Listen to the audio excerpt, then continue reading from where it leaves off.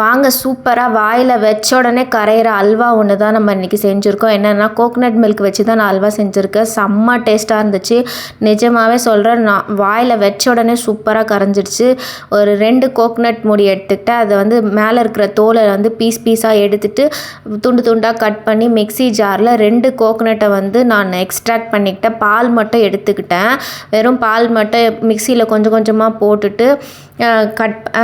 போட்டுட்டு அதுக்கப்புறமா அந்த தேங்காய் பால் மட்டும் ரிமூவ் பண்ணிட்டேன். தேங்காய் பால் அல்வா செஞ்சு கொடுக்கும்போது பசங்களுக்கு வந்து வெயிட் ஹெல்த்தியாக வந்து கெயின் ஆகும் அப்படின்னு சொல்கிறாங்க. ப்ளஸ் வந்து நம்ம வெறும் வயிற்றில் டெய்லி தேங்காய் பால் எடுத்துகிட்டு வரும்போது ஹேரு ஸ்கின்னு சூப்பராக இருக்கும். ப்ளஸ் வந்து நம்மளுக்கு வயிற்றில் இருக்கிற புண்கள்லாம் வந்து சீக்கிரமாக ரிமூவ் ஆகிடும் அப்படின்றாங்க. அதாவது புண் வந்து நல்லா ஆற்றிடும்ன்றாங்க.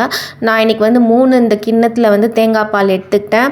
3 கப்பில் தேங்காய் பால் எடுத்ததுக்கு 1 கப்பு அவல் இருக்குல்ல, அவலில் வந்து நல்லா மிக்சியில் நைஸாக பவுடர் பண்ணி அந்த தேங்காய் பால் கூட இந்த 1 கப் அவலையும் வந்து சூப்பராக மிக்ஸ் பண்ணிட்டேன். நல்லா கட்டியே இல்லாத மாதிரி கலக்கிக்கோங்க. கலக்கி அப்படி வச்சுட்டு இப்போ 3 கப்பு தேங்காய் பாலுக்கு 1 கப் அவல் எடுத்தோம் இல்லையா, அது கூட 1.25 கப்பு வந்து நம்ம ஜாகரி எடுத்துக்கோங்க. போன வாட்டி நான் செய்யும்போது 1 கப்பே கரெக்டாக இருந்துச்சு. பட் இந்த வாட்டி கொஞ்சம் டேஸ்ட் கம்மியாக இருந்துச்சு, அதாவது ஸ்வீட் கம்மியாக இருந்தது. ஸோ நீங்கள் வந்து 1.25 கப்பு எடுத்துக்கிட்டிங்கன்னா வெல்லத்துக்கு வெல்லம் கொஞ்சம் டேஸ்ட் மாறும். 1.25 கப்பு எடுத்துட்டிங்கன்னா கரெக்டாக இருக்கும். வெல்லம் நல்லா டக்குன்னு கொஞ்சமாக ஒரு 1/4 கப்பு, அதாவது 1.25 கப்புக்கு 1/4 கப்பு தண்ணி போட்டுட்டு ஒரு 5 நிமிஷம் ஃபில்டர் பண்ணி மட்டும் ஸ்ட்ரெயின் அந்த டஸ்ட்டெல்லாம் எடுத்துகிட்டு ஸ்ட்ரெயின் பண்ணி லிக்விட் எடுத்துக்கிட்டேன். ஒரு பேனில் 2 ஸ்பூன் நெய் போட்டுட்டு தேவையான அளவு முந்திரி பருப்பு, ஒரு 6-7 முந்திரி பருப்பு இருக்கும், அதை நல்லா கோல்டன் ப்ரௌனில் ஃப்ரை பண்ணி எடுத்துக்கிட்டேன். அதே பேனில் நம்ம வெல்லம் கரைச்சி ஃபில்டர் பண்ணி வச்சுருக்கோம் இல்லையா, அதை அதில் ஊற்றிட்டு அதுக்கப்புறம் சைமல்டேனியஸாக நம்ம வந்து அந்த அவுலையும் தேங்காய் பாலும் மிக்ஸ் பண்ணி வச்சுருக்கோம் இல்லையா, அதையும் போட்டுட்டு நல்லா மிக்ஸ் பண்ணிக்கோங்க. ஸ்லோ ஃப்ளேமில் லம்ஸ் இல்லாத மாதிரி மிக்ஸ் பண்ணணும். கட்டியே சுத்தமாக இருக்கக்கூடாது. கட்டி இருந்துச்சுன்னா அப்புறம் அல்வாவில் வந்து அங்கங்கே கரெக்டாக தெரிஞ்சிடும். ஸோ கட்டி இல்லாத மாதிரி சென்டரில் மட்டும் வச்சு திருப்பிட்டே வாங்க. அதுவே வந்து இந்த பாருங்கள் சூப்பராக கரைஞ்சிடுச்சு. இந்த மாதிரி கரைஞ்சதுக்கப்புறம் அகெயின் ஒரு 2 ஸ்பூன் மட்டும் நெய் ஆட் பண்ணிக்கோங்க. ஸோ ஃபஸ்ட்டு டோட்டலாக நம்ம 2 ஸ்பூன் நெய் ஆட் பண்ணோம். அப்புறமா ஒரு 2 ஸ்பூன் நெய் ஆட் பண்ணுறோம். அந்த நெய் ஆட் பண்ணும்போது பார்த்திங்கன்னா சூப்பராக வந்து அப்படியே அல்வா பதத்துக்கு மிக்ஸ் ஆகி கரெக்டாக அந்த கொஞ்சம் கொஞ்சமாக ஸ்லோ கன்சிஸ்டன்சியில் வச்சு செய்யுங்க. கிட்டத்தட்ட 15 மினிட்ஸ் ஆச்சு இந்த அல்வா வந்து நல்லா கண்ணாடி பதத்தில் வரத்துக்கு. நான் உங்களுக்கு தேவைப்பட்டால் இன்னொரு 1/2 ஸ்பூன் மட்டும் நான் நெய் ஆட் பண்ணிக்கிட்டேன். ஸோ டோட்டலாக 4.5 ஸ்பூன் கீ ஆட் பண்ணியிருக்கேன் நான் இந்த அல்வாவுக்கு.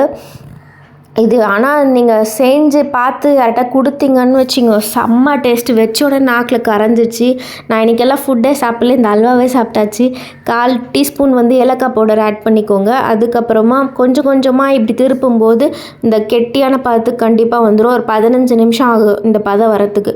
அப்புறமா ஃப்ரை பண்ணி வச்ச முந்திரி பருப்பு இப்படி வச்சோடனே அப்படியே விழுது பாருங்கள், அதுதான் வந்து கரெக்டான கன்சிஸ்டன்சி. பட்டர் பேப்பரில் வந்து நெய் தடவிட்டு இது அதில் ஊற்றிட்டு கொஞ்சமாக செட் பண்ணிக்கோங்க. சப்போஸ் உங்களுக்கு பட்டர் பேப்பர் உங்கள் வீட்டில் இல்லைன்னா பிளெயின் பிளேட்லேயே கீ தடவிட்டு இந்த மாதிரி செட் பண்ணிக்கோங்க ஈவனாக.